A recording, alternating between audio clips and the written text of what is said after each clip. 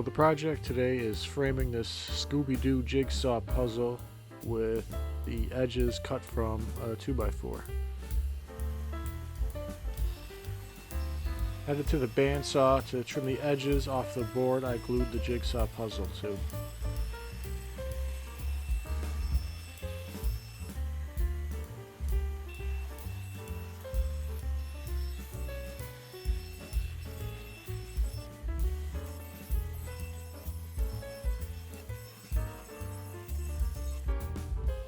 Firing up the dust collector because we're going to plane the surface of the 2x4 to clean it up a little bit so it looks halfway decent.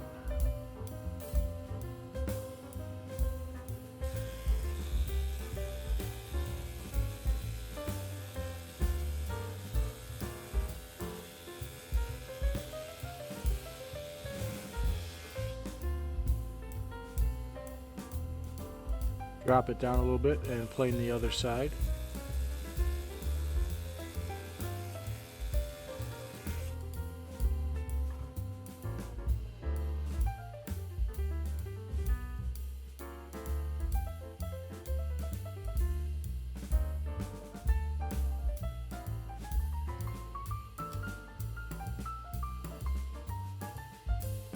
Figuring out some rough dimensions here. Basically taking each side and adding 3 inches, well really 6 for each corner.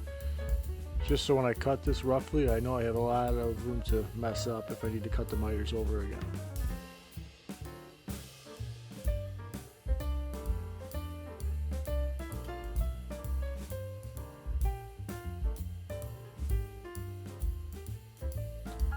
Because I'm going to rip this 2x4 straight down the middle, I really only need one section for the long sides of the puzzle and one section for the short sides of the puzzle.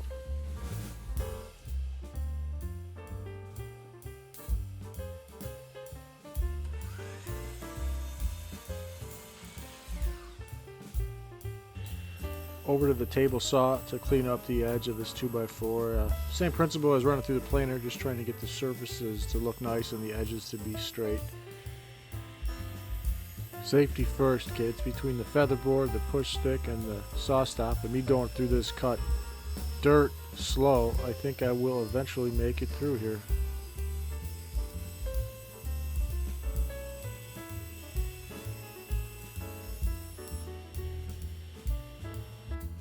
Now I'm going to awkwardly lie down all 4 pieces to prove that I cut them all.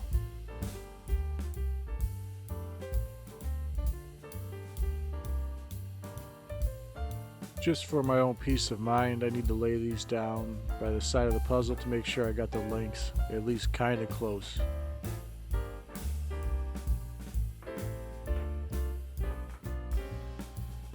Here I'm setting the blade height to the depth of the groove on the edge that the puzzle will fit into. Now I'm setting up the fence and the featherboard to start the tedious process of cutting that groove out one saw blade width at a time.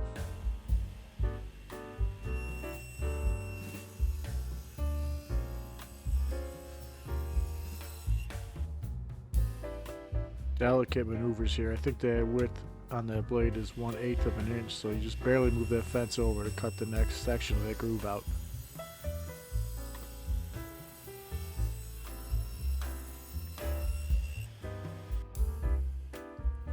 Mission successful here. We just need to wrap some sandpaper around a wood block and clean up those grooves.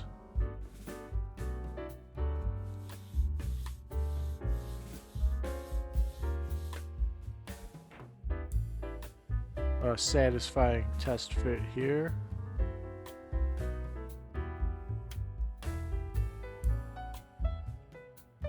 Setting up for a 45-degree miter cut here. That's the easy part. The trick is getting the lengths right.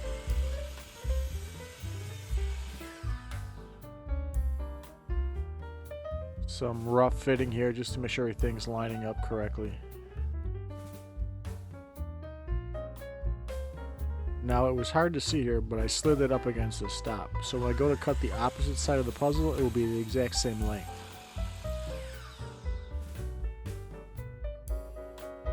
More checking to see if everything's going okay. Uh-oh, he's got the combination square. Things are getting real. Here you can see me lying against that stop.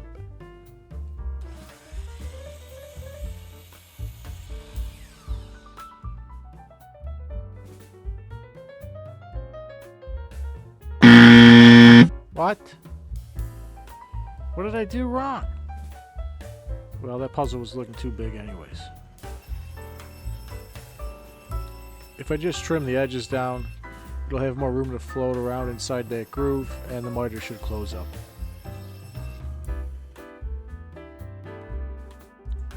Perfect. Every time. Before the glue up, I sand the inside of the edges because I won't be able to sand those later.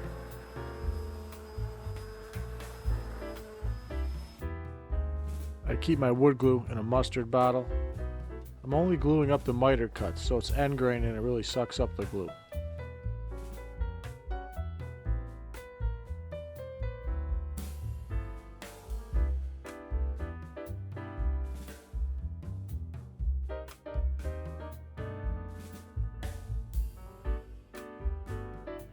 Fitting the edges together here, and I've got that band clip already expanded it and already around the puzzle so it can be ready to tighten up as soon as everything's together.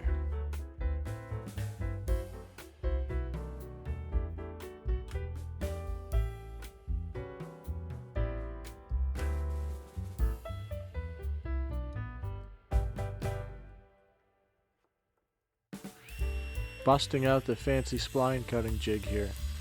When you glue end grain together like I just did, it's really weak, so this will reinforce that.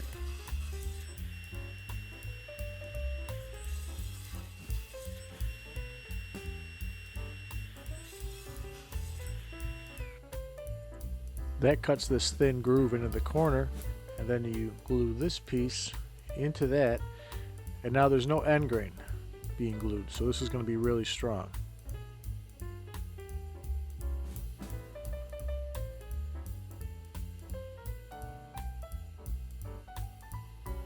All four corners with their splines glued in, and let this dry overnight. Come back the next day, saw them flush with the edge with this Japanese pull saw.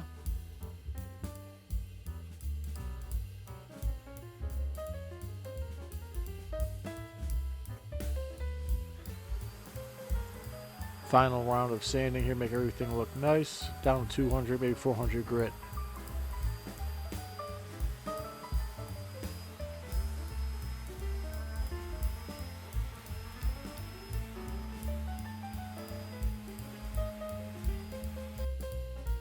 And now finally, it's time to stain the frame.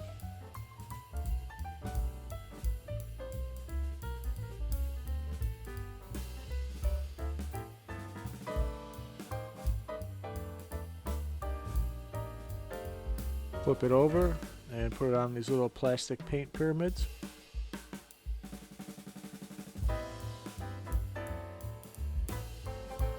I'm using a piece of thicker cardstock paper to make sure the stain doesn't go through to the puzzle.